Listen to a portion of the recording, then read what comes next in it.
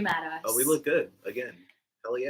Hey, it's Ethereal Rose, and this is Color in Reverse, who is actually our very first guest ever on a new show that I want to call Conversations, because ultimately that's all it is. We just want to get to know Color in Reverse and what they're up to and what they're doing and what brought them to start working on the things that they're working on today.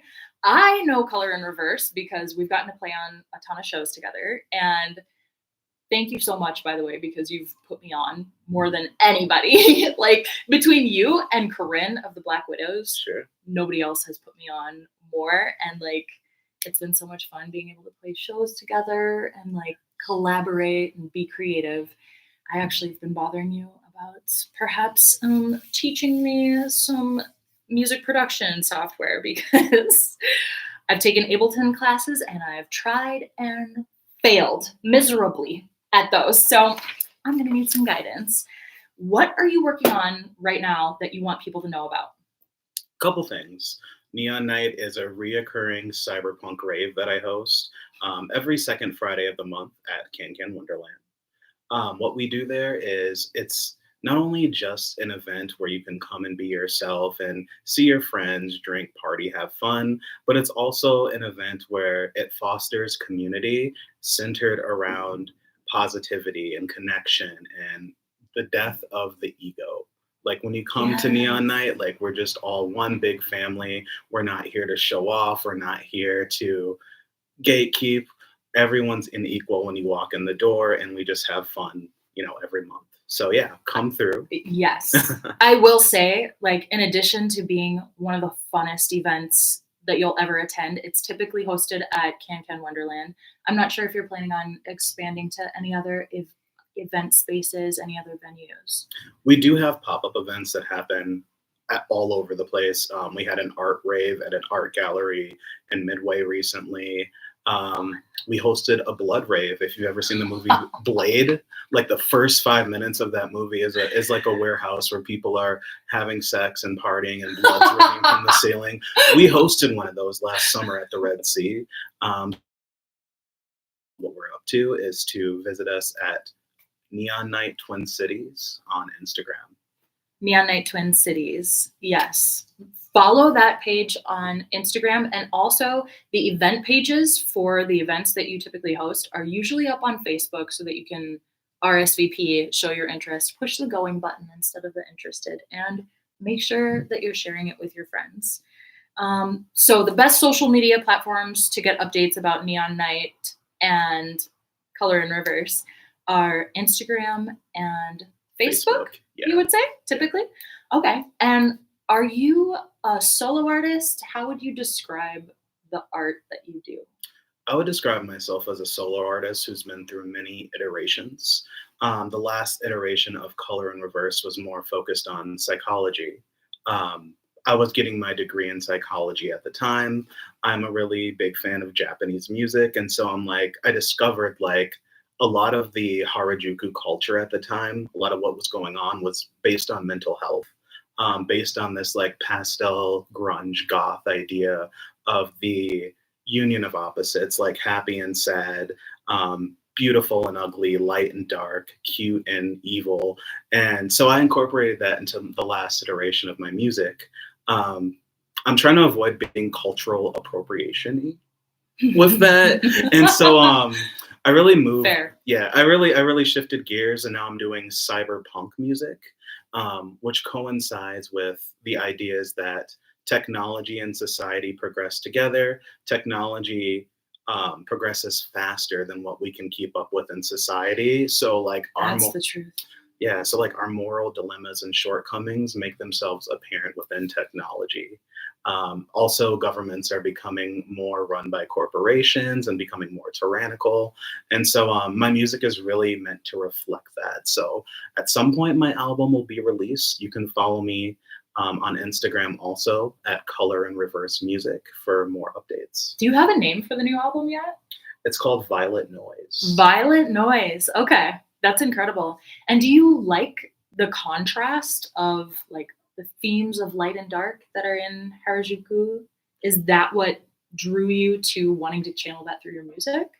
Well, I think in life I've wrestled with the concept because I was raised Christian, like super, super hardcore Christian. And I've wrestled with the concept of dark and light. And with all the religious dogma I grew up with, I always had to have this internal dialogue with myself as if I'm going to heaven or hell. But then there became a point in my life where I started embracing the dark parts of myself and being really Jungian about it. I got into like Buddhist and Taoist philosophy, where it incorporates the ideal that the dark and the light are two sides of the same coin, and you can't really sit with one without sitting with the other. And so like I got really into that, and I'm also like an anime kid, so it all just kind of melded together into one thing, but it never really like blossomed into anything. But like if you want to listen to those old tracks, they're on SoundCloud, Color and Reverse. They're sitting there. It's like an Easter egg that I have. And that's what most of your lyrical content for Color and Reverse is based in? Yeah. Yeah. Well, with the older Color and Reverse stuff. Okay. The newer Color and Reverse stuff is more about living in a world that crushes you every day, and it feels like there's no escape if you're on the bottom, and what it's like to take down the forces that keep you in that state, that keep humanity like basically living like they're in an ant farm. Oh my God. This is highly relatable content because as someone who also grew up in a household that was like extremely strict fundamentalist Christian, I feel like I've spent most of my life since then trying to prove that I'm good. Yeah. Like trying to cross some imaginary line where I'll be good enough and like I'll have done enough good deeds or something that I will reach some saintly area where I no longer question like the evil side, you know what I mean? Because it's like the fact of the matter is, as humans, like we contain both, and the yin and the yang, like the dark can't exist without the light and vice versa. And so it's been this crazy journey where only recently have I been like really diving in and embracing my shadow side and actually getting honest, because in the attempt to like convince other people of my goodness somehow, I've managed to like get really far away from what I fucking want. Like, Yeah. it's crazy. Yeah. It's crazy. I remember sitting in my therapist's office, and at the time, I promise I'm not overusing this word. I know that this word is like overused in social media these days. I swear to you that that is not the case here. I was in a relationship with a narcissist at the time. I was engaged to him. I'm sorry. It's the truth. I swear. I'm not just trying to use the popular word. And it was crazy because I sat down in that therapy session and I expected her to go through like an itemized list of what sucked about the relationship and what wasn't working so that we could get to the bottom of it. And she only asked one question, and she asked it to me over and over again because I couldn't fucking answer it. And the question was, what do you want? What? And that's the thing. When you grow up in those environments, it's like you wanting something for yourself. It's like, oh my gosh, how selfish can you be? Right. You're not thinking of other people. You know, you're part of an entire family unit here. What about us? You know what I mean? And so it's like, yeah. In Christianity, so many times I have like been forced to abandon myself and been told that it's wrong not to, so many times that it's like they programmed me first, but then I programmed me second into buying into that idea of like, it's selfish for me to actually even be in touch with what I want for myself. Wow. Because it's like, I don't know. And it's crazy too, because it opens up so many different conversations about like, I don't know, like after my 8 billion failed relationships, I'm finally like coming to a place where I'm like, what are my thoughts on monogamy? Yeah. That's amazing. I'm like, and I'm actually letting myself go there instead of being like, oh no, people who do that are selfish. Oh no, I could never. That's so self-serving. Like all of the like pre-programmed responses that you have, like being indoctrinated into fundamentalist Christianity. Like, I'm like, wait a minute, are these even my ideas? Have you ever read the book, The Four Agreements? I You know what? I've listened to the audiobook. I'm horrible.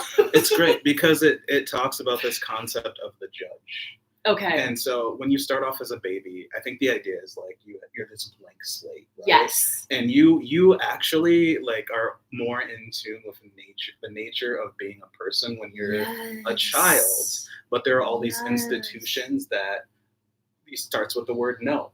You learn the word no, and then when you start using no, your parents shut you down. Your parents tell you how to behave, what to do, and when you don't listen to that, you are punished.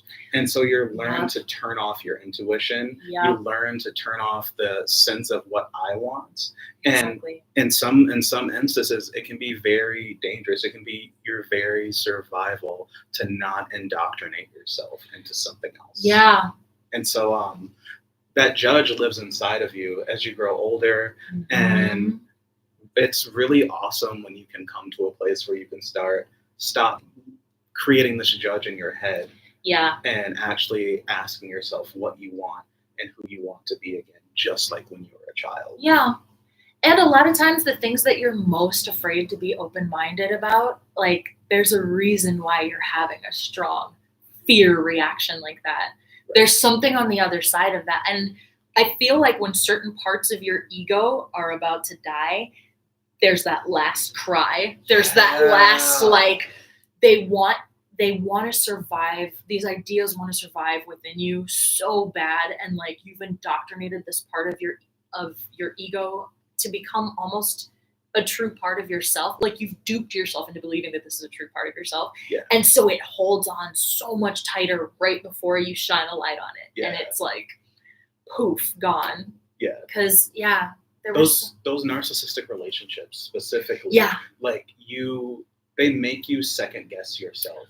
1,000%. And that's when that last bit that like you're talking about, it grips you and you're like, and then you just finally cross the threshold and then you're free. Oh my gosh. And then you're like, then you can finally think and breathe air. Yeah.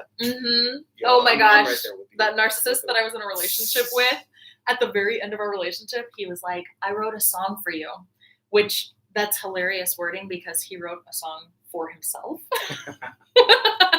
Because when I asked him about it, he was like, actually, I wrote a song about how hard you are to love.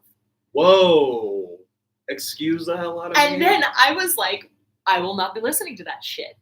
And he was like, wow, you're so selfish. He went back into the same narrative that he was giving me. Wow, look how selfish you are. This is why I took the time to write a song about you and you won't even listen to it. I was like, you didn't write a song about me. You wrote a song about your perspective of how difficult I am to control, which, yes, now that I've gotten sober and my eyes are open and I can see the manipulation that's been happening here, yes, I am harder to control now. And that starts with me not listening to songs that were written about how fucking hard I am to love. Because there's people in my life that think I'm not hard to love. That's literally hypnosis. For him to want you to listen to that, that's fucking wild. He's like, I know that I'm losing my grip on my ability to just keep making you feel more and more insecure about yourself. So maybe I'll put it into a song so that you think it's romantic on some level, so that you think at some level that it's for you, But I'm proud of you. Thank you. I'm proud of you, man. Like, thank you. This year has been revolutionary for me because every breakup that I go through, I've noticed that there's always this final verdict that comes in that's like, you didn't obey this rule. You know what I mean? And I'm like, you know what? You're right. I suck at following the rule. Like, I'm not fitting very well into the parameters that you've defined for me. And it's so tough. It feels so good to be like, you know what? Yeah, I do have a hard time being confined. The hardest part is being like, just introducing this new concept to like people that, I mean, even if I go on like a first date or a second date, I'm just like, hi, I no longer believe in lifelong monogamy. Like, I just don't think it's a thing. And it's kind of funny because even when I used to argue for the other side of that, and I would meet other people who were practicing like open relationships and stuff like that, I would always question them. And the thing that they would come back at me with is like, Gosh, it's so hard to like relay this. Like they would be like, thanks for asking the question and Yeah. like being open to receive the answer. They're like, because in the grand scheme of things, you haven't been monogamous for your entire life. Like the truth is, you've experienced relationships with multiple different people all the way up until this point in your life. You know what I mean? And so I don't know. It's been like, sorry that's like what's been on my mind lately. I don't mean I to mean, like no, beat a dead horse with that subject. Listen, but that's making me think. but the truth is, That's a like good we've point. all had multiple relationships over time Yeah. with multiple people, despite our like hard, strict, like here's the line, don't cross it Christian upbringing. I was gonna say, if we want to take it there, like monogamy is an indoctrination of the church state. Mm-hmm. You know what I mean? And I think the church does a really good job of upholding the patriarchy. Oh yeah. I just got done watching the not Paradise Island, Temptation Island recently, and this guy like bold-faced cheated on camera on his girl. Like he had a threesome with 2 other girls in the bathroom. Sorry, it's like a hot topic of conversation in the online space right now, especially on my TikTok channel. But like it is on camera. And what's also on camera is him sitting back on the interview couch afterwards and being like, I don't regret having a threesome in the bathroom with those girls. And that his girlfriend not only took him back, just like he said that she would. Classic. But she took him back, and now she's like, I don't actually think he had a threesome in the bathroom. I think they just took a shower together. By the way, when he's like exiting the bathroom, you can see him being like, oh my God, the birds are chirping. Like they literally were in there all night long. And what's written in the caption as like the audio description is wet rhythmic slapping. Like you can hear them. That's like wild. It's obvious what is happening in the bathroom. And this girl is so brainwashed. She's like, oh, well, we met at church, and I've always seen him as the man who would be my husband and the father of my children.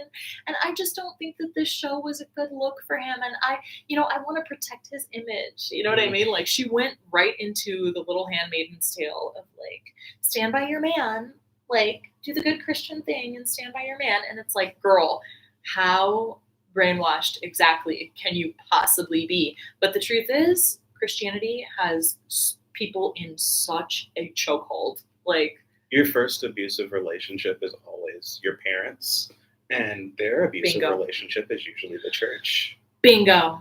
Exactly. And it's not that I'm like not a fan of religion. It's not that I have anything against the belief of God or what have you. It's these institutions that are put in place in society that are causing the problem.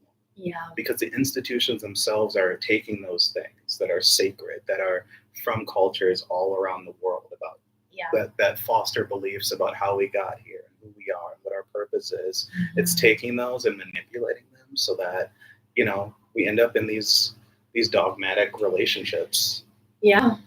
And we think that obedience is a gift that we give to someone we love to show our loyalty and affection. It's like, I think the greater gift is honesty. Hands down. And that's what I like about dude, that's what I like about what you said, where you start your dates by saying, hey, monogamy isn't for me right now. I'm not going to lie about it. I'm not going to make you think anything else, because that's not going to foster anything positive. A promise of lifelong monogamy. It's a really cute concept. Like Disney makes it look beautiful. You ride off into the sunset, and then the beautiful like cursive "the end" goes across the screen, and they just never have a desire for anyone else ever again for the rest of their life, for as long as they shall live. I mean, it's cute. It's a cute concept, and I bought it for a really long time, and like it is like, don't get me wrong, like it's romantic, it's adorable. I still like get little heart flutteries when I watch weddings. I'm like, oh, look at that. There's this one quote. I don't mean to sound bitter and jaded, but here it is. The quote was, what was it? Marriage is promising someone half your shit that you'll never change the way you feel about them. Like, you'll never feel differently about them than the way you feel about them today. Well, if you feel differently about them, you're gonna stick it out. Yeah, you're gonna just gonna, tough like, it out. if it's Mike Tyson fight night every night, I'm gonna tough it out. Like, no, don't do it. Like you, just because you got married doesn't mean your identity disappears into this marriage. And like the fact that that's what people want. So many people are so good at hiding their shit Yeah. until they have you trapped. And I've had it happen to me so many times now That part. that I am just like, you know what? I'm done being surprised. Yeah. At this point, it's like, you know what? You can't even surprise me. Like you just can't even surprise me at this point, because the fact of the matter is, like, when you get into a relationship with someone, your inner child and their inner child are who's actually in the relationship. 100%. All of those unmet needs, all of that like repressed anger, all of the resentments, the not feeling enough, needing someone to fill this void within you, and all of that stuff. Like, I feel like it's this playground. It's this psychological playground of like traps and pitfalls that cannot be predicted. Yeah. In my experience. Sorry for No, going way. These are the things I enjoy talking about. So if you want to learn more about me, these are the conversations. No, exactly. Exactly. Okay, so I will try to actually. I'll try. I'm sorry. What is driving you to continue to put together? I know that putting together shows is not the easy task that it appears to be at all. I used to put together shows, and I confess I fucking gave up because that shit got really frustrating. So I have always wondered this about you, because I see you just going and going and going, putting together show after show after show, and I'm like, how does he do it? Like, how do you do it, and what is driving you to continue hosting shows and all of the work that comes with that? Yeah. I mean, I can start from the very beginning. Yes, please. Tell me everything. When I was like, I started off, like, I came from the suburbs. Like, I'm a Richfield kid. Okay. And when I moved to Minneapolis, I was used to playing in metal bands, and I was this really good guitarist, but I didn't know anybody. No. And I like ended up going to school, and I ended up moving from playing like more guitar music and stuff that involved bands to doing more electronic music. And I worked really, really like I gave every piece of me to making music, because I felt like with the way I grew up, with the person that I was, like, there just wasn't a place for me in this world. And so in order for me to have value, I needed to create something so dynamic that no one could take their eyes off me. And this is when I was young. This is the way I used to think. Yeah. And so I just kept working so hard on music. Eventually I found some friends in the cities, and we'd go to all the punk shows and the basement stuff and all of that.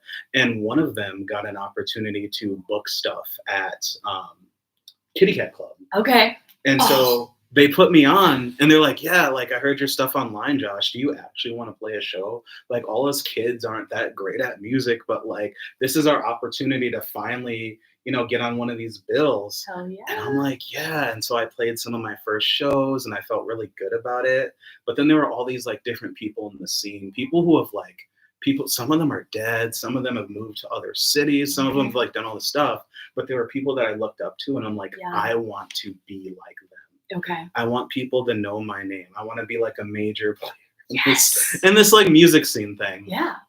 And so I ended up getting the opportunity to book a show one time. Okay. And it was one of the most at Kitty Cat? At Kitty Cat Okay. Club. Yeah. Rest in peace. It was one of the most dynamic shows. God, I miss the Kitty Cat Club so much. It was so good though. I didn't know what I was gonna do, but I called it Neon Dark. Okay. And I got together some of my favorite artists in the Twin Cities that I'd seen from going to the house shows, from going to the stuff at, what was it called, that like the Reverie, when they had shows. Oh my gosh. Forgot about that. Yeah. And I also went through this period in my life too. My ADHD is jumping ship. No, please. But Epilogue, where I was a part of the music scene. I didn't have enough money to make like mix my tracks and have all the equipment I needed. And I was really depressed and really like, didn't want to be here type vibes. So what I would do is I didn't have a job. I didn't have a job either. And so I would just leave the house and I would take off for weeks on end going to different shows. And that built a network like that. Like I would, after each show, if I liked something, I would go and talk to the artists and become their friends. They'd invite me to game nights. And like, even though I wasn't playing in the scene like I wanted to, I was a part of the scene. I was giving it. Yeah, like that was my whole life. And so when I finally had the opportunity to put together a show, it was the coolest show that I'd ever seen. Yeah. And nobody came to it. but like that's it was the bummer thing yeah. Oh my gosh. But it was the coolest show I'd ever been to. And I'm like, man, I hope I get the opportunity to do more of that. So fast forward, I talked about how I had like my whole like, I don't know, wannabe Harajuku phase. Yeah.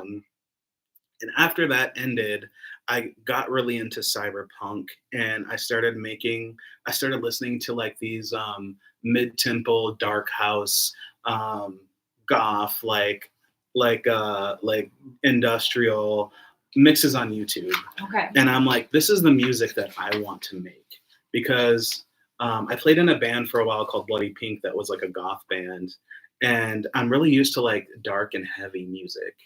And I'm really into electronic music, and I'm like, I want to take that and do something that the scene isn't doing right now. Yes. So it's taking me a while to get to the answer, but stay. No, please, like tell me everything. I mean, take 20 minutes to get to it if you want to. We had Dark Energy, which was a blessing. I remember that for our scene for a while, but drama happened. Tell us what Dark Energy was. Oh yeah, so Dark Energy. It was basically one of our goth nights that we have in the Twin Cities, where we brought acts from like everywhere. Where was it hosted? It was hosted primarily at Kitty Cat Club, Mortimer's, other venues, wherever the curator could set it up. Like it was really cool. It was something that I enjoyed going to. Yeah. And when certain drama happened and it ended up like leaving the scene, there was a void, there was a gap that could be felt. Okay. And I'm like, we all met to figure out what we can do about it and how the scene's gonna look, you know, in the future. And Dead Star Nation ended up taking over a lot of that. So we have a lot of good goth nights that still happen in the Twin Cities, thanks to Dead Star Nation and Gothis, and you know, it's really cool. But so when I started making this cyberpunk, dark industrial music, I envisioned the type of crowd that would come out. I envisioned my friends from the goth scene coming out to this night, but also ravers, because it's like it's a little bit of both. And I'm like, this is really heavy music, but it's also really cool, like techno. Yeah. Like really cool, like really polished and dirty at the same time. Yes. And I'm like, this music in itself can be its own night and its own scene. And so I started, I made my mixtape, which you can find on Bandcamp, Color and Reverse, with this music on it. And then I went around playing it at shows. And I wanted there to be a visual aspect to it, but since I didn't have my own venue or my own space to set up lighting, I figured I would become the lighting for the show. And so I went out and bought a 3D hologram fan.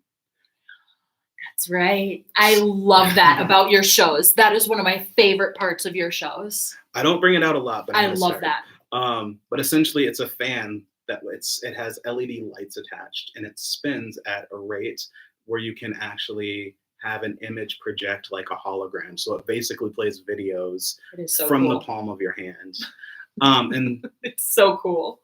The first time I saw you do that, I was like, it stopped me in my tracks. I was completely mesmerized. I was like, what is this magic? Yeah, and I think a part of like talking about issues with tech and the way we're headed is also using that technology to tell a story. Yeah. And so I set out to find, you know, cool technology like that in order to do my thing. I'm gonna have to backtrack a little bit. Go ahead. There's another piece to the story. So we're working. During this time where I was playing a lot of these shows, I would collab with other artists. And one of the artists that booked me with a couple other really cool, talented people. And me and one of the people like did like we brought all the people to this show. Everyone that came to see us, and we ended up not getting paid for it. Ooh. And so like the other artists that I met, like we became really good friends, and we talked about doing stuff over the pandemic that never happened. They ended up being the sound person, and his girlfriend at the time ended up being the event curator at Can Wonderland. Okay. And we kept up with each other on social media, and they saw me like what I was doing around the cities with my hologram fan and like my music, and they're just like, wow, we'd really like to have that at Can Wonderland. Yes. And I'm like, that's so interesting. So you guys want to book me for a show? They're like, yeah, we can book you for a show.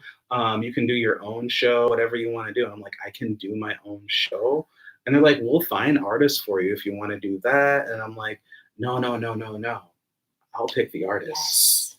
I'll come up with the night. And I ended up doing Neon Dark again. And the positive like reinforcement from doing that show, because so many people came out, they're like, we only have this many people out on New Year's. Really? They're like, yeah. And they're like, wow. You need to come back. And that's when my residency started there. That's incredible.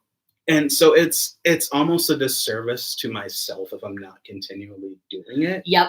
Because you had it on pause for a minute, didn't you? I had everything on pause. Yeah. I was, I had reinvented myself. I had lost. I'd been on such a journey. Okay, yeah. I remember thinking that you were discontinuing the Neon Night event. And I remember thinking, because I was in Florida at the time, and I remember thinking, no. I was like, I got to get back there. I was like, what does he need? Maybe I can take over it until he is ready to take it back. Like, what's going on? Because I remember contacting Corinne at that time and being like, hey, can you host Neon Night, my friend?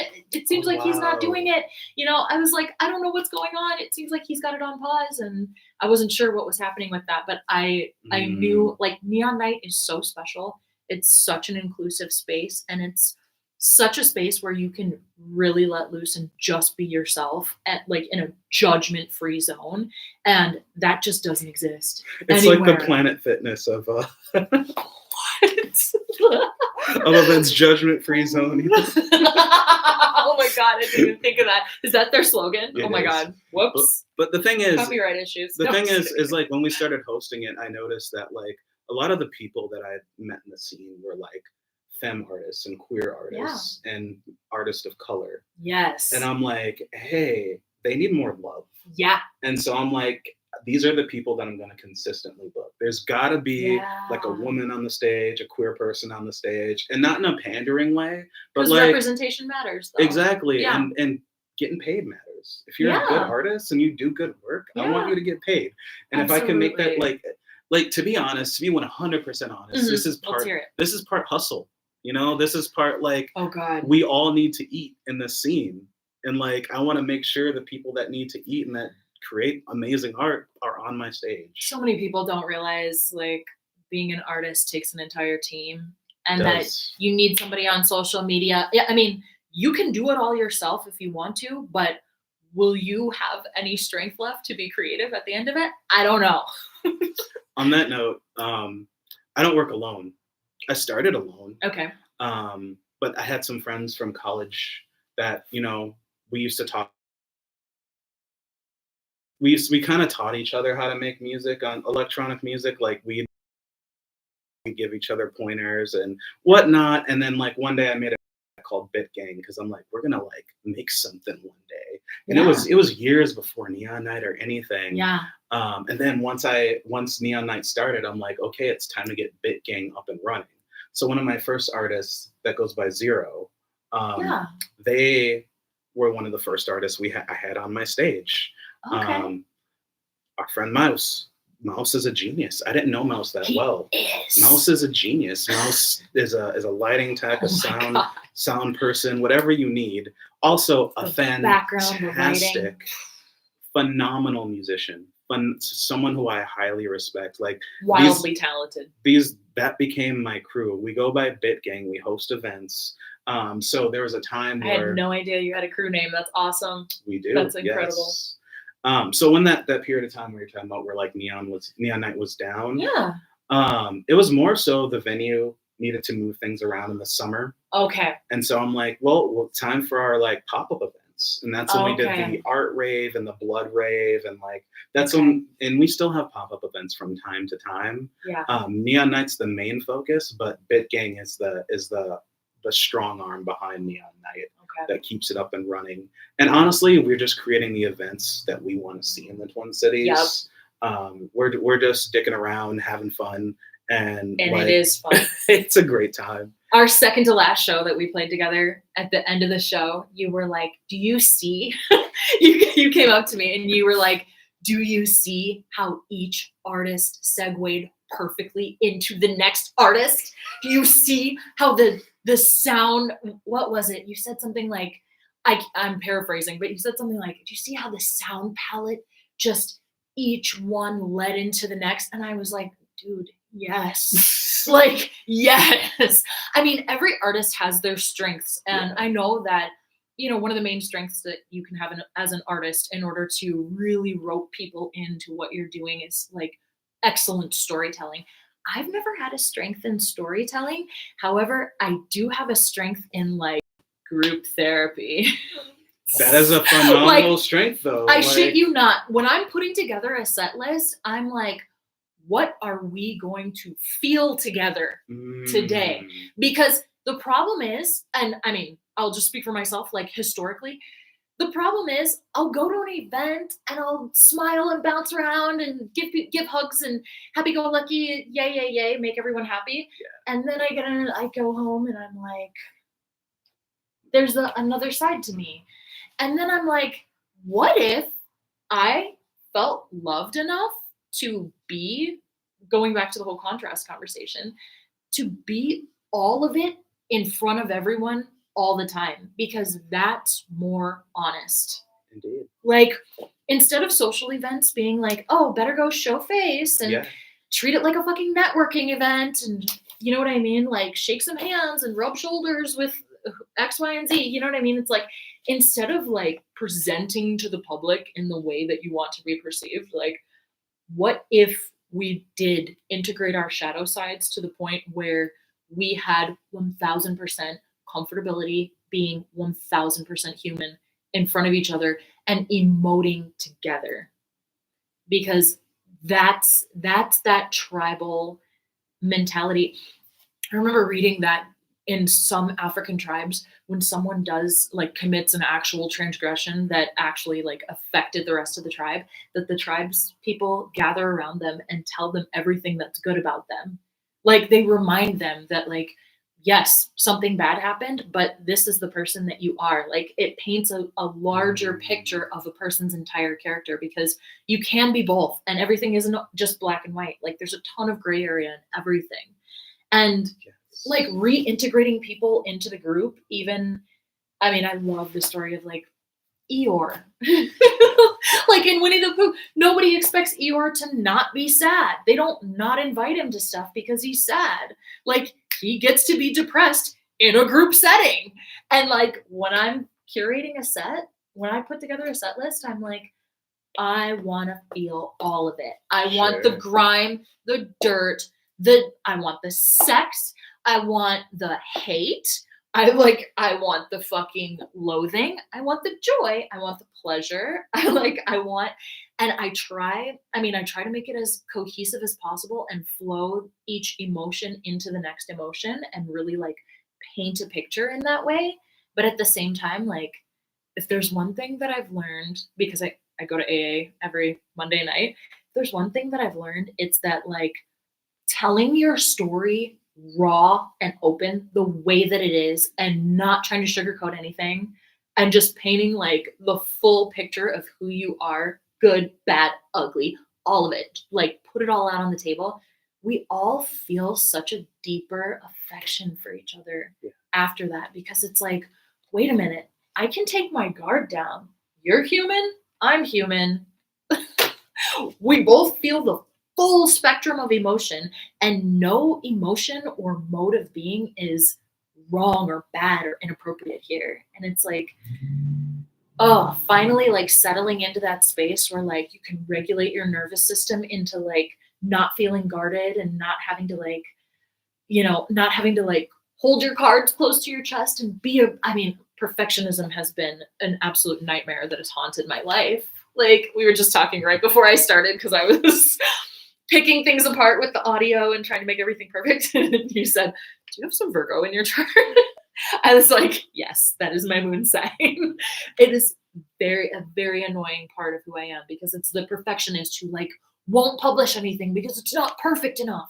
It's just not there yet. It's just not perfect enough. And then I end up waiting and waiting and waiting and waiting for things to be perfect and then never doing anything. See, I'm a Sag, so I will unleash a bunch of, like, if you've ever talked to me in a text form, you're getting 100 typos, or you'll see me like going back and editing stuff because I'm so passionate about what I'm saying. Mhm. Like I'm not thinking about what my hands are doing, Yeah. and I'm just putting it out there. Yeah. So Yeah. there are people who are very meticulous, like Capricorns and Virgos, and like I have so much respect for them because I wish I could be as disciplined or as like thoughtful as they are. But and so it inspires me to embody those traits. But yeah, like I think there's a great, like, profound beauty in what you're saying, because how often do we let ourselves be ourselves? Yeah. I've done it before, and I've seen so many people step outside the house every day ready for warfare. Okay. Ready to take the world by storm, ready to look perfect, look like, to present, to always be on, like there's some sort of like oil tycoon or celebrity, and like or like super villain or spy, and I'm like, there's a time and a place for that, but it's not your whole life. Like you wouldn't be a very successful oil tycoon or like whatever if you didn't put a little bit of your personality, if you didn't have a little bit of self-awareness, even if that self-awareness just boils down to ego. Some egotistical people understand the good parts of themselves. Sometimes they're a bit like Amen. overzealous or like grandiose, but at least they understand at least some of the good parts of themselves. But imagine if you were able to let go and truly experience the full weight of the good and the bad about yourself and walk with your head high. I think that is true power. And it's all about balance, right? Yeah. What I've been deconstructing within myself lately is the concepts that I'm using to frame everything. Sure. Because I've been, up until very recently, I've been gamifying life. And that has worked at my detriment. I can relate. At my detriment. Because then there's this like imaginary goal marker that's never being met. Right. I mean, what the fuck? Who would put themselves up against that? Do you know what I mean? Like, I'm like, I must be some kind of fucking sadist, because why would I gamify my life? Like, oh, I'm winning at life, I'm losing at life. But then I'm like, wait, I'm winning in this category and I'm failing miserably in that category. Like, my relationships are in shambles, but at least I know how to do this. You know what I mean? And it's like, why would I gamify life? I would like to strive to move closer towards balance ultimately. And my rising sign is Sagittarius. So there is a constant war going on within myself of like, but my self-expression is super important. And hey, wait, there's a way to do that. And it's like, shut up, Virgo, just let me be free. Well, what it is it's a culture of shame. It's Yes. like if you're having trouble with your weight. It's like someone's telling you you're so unhealthy, you look so unattractive, blah blah blah. Or if it's like saying like, oh my God, you're such a toothpick. All of that like relationship with like self-loathing and like negative reinforcement only sets yourself up for more shame. And that shame is going to drive you to keep pushing yourself and pushing yourself. Yeah. And I think honestly, I think that's like how a lot of people lose their mind. Yeah. Is they keep fighting like the judge in their head, the shame in their head, what their parents like, trying to prove them. Something to someone who disapproves of them, ultimately. Who's not even there usually. Who hasn't been present for literal decades. And it's like that voice in their head, like still taunting them and being like, it's funny. I still have my dad's voice in my head. This was literally 12 years ago now. You can't be a musician. That shit doesn't pay. I was like, oh, damn, thanks for letting me know that you believe in me, Dad. That means a lot.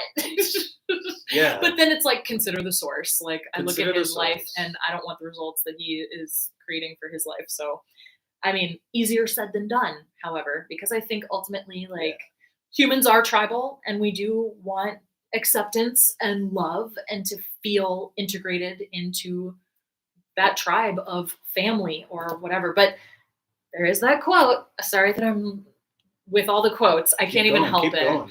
But there is that quote, like, the people who hurt you are not going to be the ones to heal you. It's just a fact. Like, you can want the love of your family all you want, or you can build your own family with people who actually treat you like family. And if you're struggling with this, don't feel ashamed, because it's the way Yeah. that our brains are wired. Yeah. When there's a problem that we can't So fix, we obsess over it because we consider it a survival thing. So it's literally just a coping mechanism. Oh my gosh. And it's really cool when you can step back and think and like take a deep breath, get out of your emotion mind and get into your like intellectual mind and be like, yo, this is a pattern and it's not my fault. Yes. And now that I realize this, I can make slow changes to build mastery and change it and Yes. finally accept myself and be happy. Like, I go through that too, you know?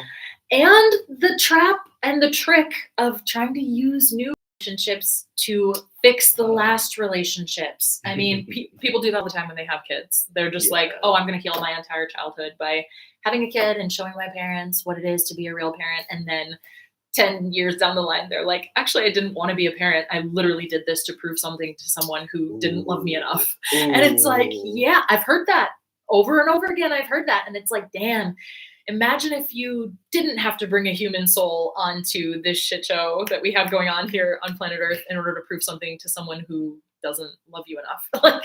like imagine not making that impactful of a choice and actually healing your shit on your own. I mean, just a thought. Honestly, I think this is just like humanity's fundamental problem. But it's true. You know? Because I've noticed that I do it in romantic relationships. Like, I'm really like uncovering a lot of my shit. Like things are becoming clearer to me lately, and I'm like astonished at myself.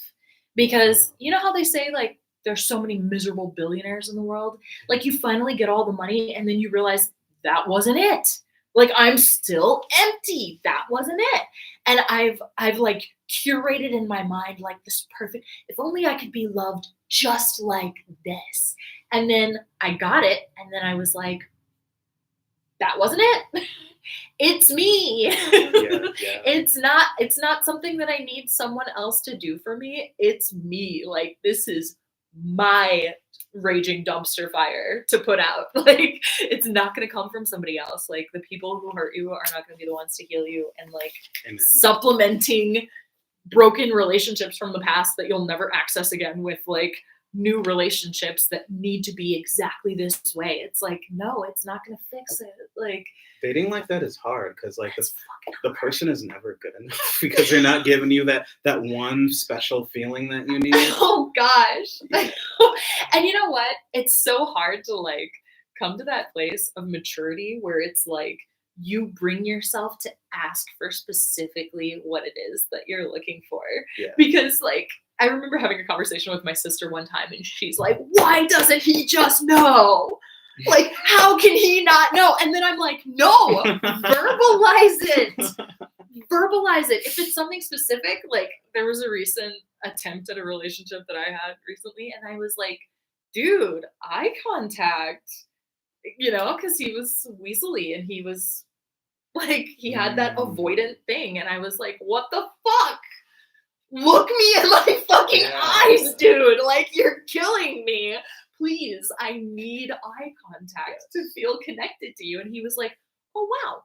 Thank you for telling me that. I didn't even realize that was something you needed. And it's like, and then it's weird because your nervous system goes back into that place where it's like, wait a minute.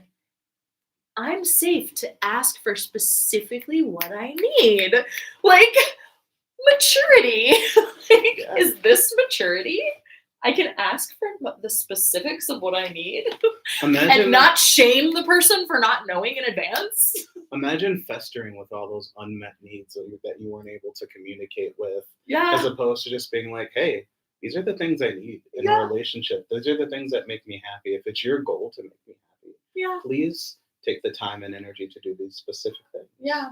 I mean, I confess that every once in a while, like, I still get super pissed when I mean- think something should be a given, like, but I mean, you're human.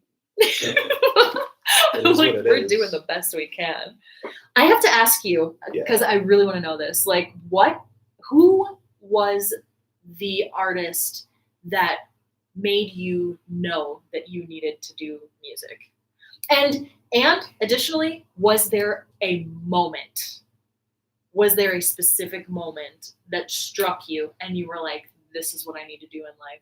It's so hard to answer that question because there's I feel you, because there's like 100 times. answers. So like growing up, I could only listen to Christian music. Oh, If I listened to if I didn't listen to anything that Kirk was Franklin? Christian, yeah, you know, type shit. So when I first started my musical journey and started listening to the radio, I listened to hip hop all my life anyway. Okay. But I was like, what is this white people music? Why do they like it? You know what I mean? Like what the fuck is a Green Day? What the fuck is a Simple Plan? Like what? But then like when I started like I'd do anything just to hold you in my, I was like, damn, there's something to that. Or like when Yes. Yellow Card would pop off. Oh my and, like, gosh. There's a place on Ocean Ocean Avenue where I used to sit and talk with you. We were both 16 and it felt so right. Sleeping all day, staying up all night. Yeah. Yes. On repeat. My heart like exploded in my chest and I was like, is this romance? Right? No. I was like, Completely. I'm in love. I'm not sure with who, but I am in love. Like when this song is on, I am in love. More than ever, I need to feel you. Like that song. Oof. Okay. I'm like, if I'm not having romance like this in my life at 12 years old, like I'm not living life right. Anyway, so all that stuff would come on, and what it did was it made me open-minded. Okay. And then I'd watch a ton of anime, and this Yeah. is where it really got me. Is like when I'd hear the ending theme to an anime. Okay. And I'd be like, this is good music and it's different. Like they're choosing different ways to express the melodic phrases that they're expressing that Yeah. are like really attached to the language they're speaking. Okay. And I thought that sounded so cool and unique. Yeah. And so I really latched hard onto that. And I ended up liking like the songs that were in anime more than anime itself. Okay. And so this is around the time where this is around like the Napster days and like back in, if you're a millennial, you know what I'm talking about. This is back in the day when you would download music from the internet and then you Put a would virus on the family computer. destroy it and you'd put it up, you'd burn it onto a CD. And a lot of my friends were doing that with the Oh my like God. theme songs to all these anime shows. My brother burned so many CDs for me. I was very grateful. I was obsessed. And so there are a couple artists that really stand out. The first is Ayumi Hamasaki. Okay. She did a lot of the ending themes for like Inuyasha, like different shows, and That's an anime? An anime show? Okay. Yes. Okay. So Ayumi Hamasaki's music was very pop, but very passionate. So sometimes she was like this, like really sweet, somber, like ballady, like voice, and then sometimes like at the end of the song, like the instruments, the orchestral elements would like rev up, and then she would just belt out this like I don't know how to describe it. She'd belt out this like feeling of longing, this feeling of really wanting to make herself heard, and like the passion of the music would just always sweep me away. And I'm like, I want to like listen to more music like this. Okay. But then she had other songs that were really hardcore, like Ignite, where she's just like screaming into the mic, like a metal artist almost. She's like really getting it out there, and I'm like, that's full on passion. That's fucking cool. Like I want to be like that. Yes. And then another artist I really liked back in the day was TM Revolution. Like, Okay. I had his poster on my wall. I downloaded every song that he had because like he had this cool pop element to him. Okay. But like his music videos were like really extreme. Like Asian like music videos back in the day, they had like, you wouldn't see stuff like you would see in America. You would see, like he had this song called Invoke, where the music video starts where he's trapped in this room and there's like cameras everywhere watching his every move and he has to take a pill every 5 seconds. Oh, wow. And I'm like, this is some intense shit. And it reminds me of like it gave me a dystopian feeling that I couldn't put my finger on. Okay. But it reminded me of like if they were like what's going to happen in the future, or like is there going to be some authoritarian government that takes over that keeps everyone in pods and prisons, and like it made me like really think, and like his plea to like escape the situation that he was in, and the fact that like the plug that was giving him nutrients to keep him alive, like he pulled it out of his neck at the end of the video, and all this like silver goo comes out of his head and he dies. And I'm just like, and then the song like was they like were this sourcing his ectoplasm type shit. Yep. And the song that was playing was like this, it almost had like a Christmassy tone to it, but dark. It almost had like a trance tone to it because it was like very fast and upbeat. And like, and I'm like, I want to be, not only do I want to be a musician when I saw him, I'm like, I want to be an artist. I want to create stories like this. Yeah. And then like I started getting into metal. And there's this band called Duran Gray. They were the first concert I ever saw them at First Ave. I remember on MTV, I'd see like Weezer and like other bands come, like videos play, and then I saw like the Headbangers Brawl or whatever, and I started watching that. And this band called Duran Gray premiered, and they had this song called Saku. Okay. And this is a genre called Visual Kei that's from Japan, where the aesthetic is just like extremely over the top. So it's like almost like a metal aesthetic, but mixed with like Harajuku. Okay. And so you see this guy like screaming, and you hear these like drums pounding and like this guitar just grunging, and everything's moving fast, and he's got this huge spiked hair and bangs like almost covering his eyes. And he's got like these like, I don't know, metal grills in his mouth, and his eyeshadow's like super dark, and you just hear him screaming in agony. And I'm like, I feel like that every fucking day. Wow. And I don't know what this guy is saying. You connected to that emotion. Connected to that emotion. Wow. And so I ended up like listening to all their music. I got to meet them. It was incredible. Wow. And so in high school, did you meet them at a convention? I actually met them at their concert at First Ave. Okay. Yeah, and they signed my CD and everything. Oh, incredible. And I didn't know any Japanese at the time, but I was just like, arigato, and they're like, yeah, dude. Like, that's so nice. It was so cool.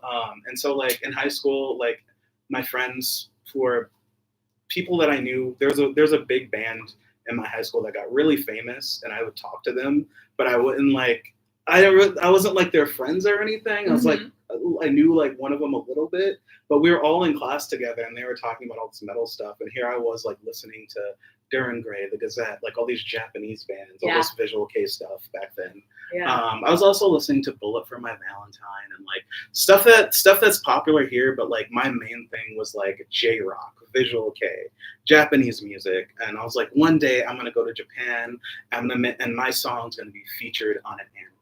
Oh, and wow. like that was like, is that the ultimate goal? I think so. I think is it's that been the still your goal to this day? Like getting your music featured in anime? Yeah. So I've been looking into what's called sync licensing, which is like the way that works. But I think I've reestablished my relationship with Japanese culture and before I was really interested in the culture specifically because of the music and somewhat because of anime. But now that I've like studied the language a bit and like talked to people who live there, there are things about Japan that I really, really love, and things that wouldn't really resonate with me as a person if I lived there, just because it's a culture that's more generally like focuses on collectivism and being polite, and I think I'm too much of an individual. And I think I'd get tired of it really fast if I lived there, but I still want to do work there. Okay. And I really like it would be my dream come true if I like got that opportunity. And so on the 12th of April, it's funny because I have an anime rave for Neon Night on the 11th. And then on the 12th, I'm actually performing at the Video Game Music Con that's happening at Hyatt. And I'm really excited about that because hopefully I can like run into some people and make some contacts who make music for video games. So we'll see. That's incredible. April 11th, 2025 is at Can Wonderland for the anime rave. And then April 12th, do you know what day of the week that is? I believe it's a Saturday. Saturday, April 12th is at the Crown Plaza Hotel in Plymouth, Minnesota. Okay. I'll be on at 7 p.m. if you want to come and check out my music and say hi. Dude, that's awesome. Congratulations. on Thank like you so much. back-to-back shows like that. I love when it's like a spree. You Right. know what I mean? Like Yeah, I love being able to kick it out like that. it's gonna be a crazy weekend. Okay, final question, because I want to keep these right around an hour. Yes. Final question: what don't people know about you that you think they should know about you, or that you think would make you feel a little bit more understood? It's a difficult one. I think in general, people have weird perceptions of me that I can't control. Like Okay. everyone, I think some people think I'm like cold or like hard to like. Wow. Because and it's because like I kind of put that exterior out where I'm like, if I'm focused on something and you come up and talk to me, I may not be able to give you the attention that you need. Because like I'm just a space cadet, but yeah, I'm actually a very like open and warm person. I don't really like the idea of egos. I see everyone as like a blank slate, and so yeah, I don't know. This is one of those questions where I'm like, after the interview, I'm gonna be like, oh, I should have said this one thing. But like, If you're okay with it, I would love to interview you again and again. Yeah. Like- I'll be back. As your interests expand and as Yeah. your goal expands with what you want to do with Neon Night and everything that you want to do with your artistry and your music and community building and everything, like I will interview you again and again. So You asked me this off camera, but I'm gonna answer this question. yes, too. please. What did I ask you? What's the goal of Neon Night? Okay, what is the goal with Neon Night? Yes. I'm just What glad that is I your got vision? here. Like, if I can keep providing a space for underprivileged artists to get paid and for us to party and Aw. have fun, I'm gonna do it. I don't think I'll do Neon Night forever. Eventually, I'm gonna have to focus on Color and Reverse for a while. Okay. But while we're doing To it, create more music? yeah, I mean, Okay. honestly, Neon Night is a way for me to get my music out there and get people hearing it. Okay. But like, it's expanded into so much more. It's expanded to a safe space. It's expanded to like, for lack of a better word, it's expanded to a space just where like you can let down your hair and like be around people that have good values. Yeah, exactly. That's the goal, and I think it's already been achieved. There's honestly. truly, exactly. There is such a sense of acceptance and community, and just like it's such a vibe to go to a Neon Night show. So you better fucking go. All right, dude, that All right. wraps it up. Color in Reverse, thank you so much for Yeah, being here. Thank you for And inviting me. thank you so much for like all of the shows that we've gotten to play together. Yeah. The very first show that I ever got to play with you was at Kitty Cat Club. Yes. And to this day, Kitty Cat Club will always be my favorite venue to play at. If I could get in touch with the previous owner and like beg and plead or whatever it would take, I mean, I would give anything to have the KCK back. I agree. It seems that it is a thing of the past. Thank you so much for tuning in. And I'm going to be interviewing all kinds of local artists in the Minnesota area and beyond. So stay tuned. Conversations with Ethereal Rose and Color in Reverse. Bye. Love you.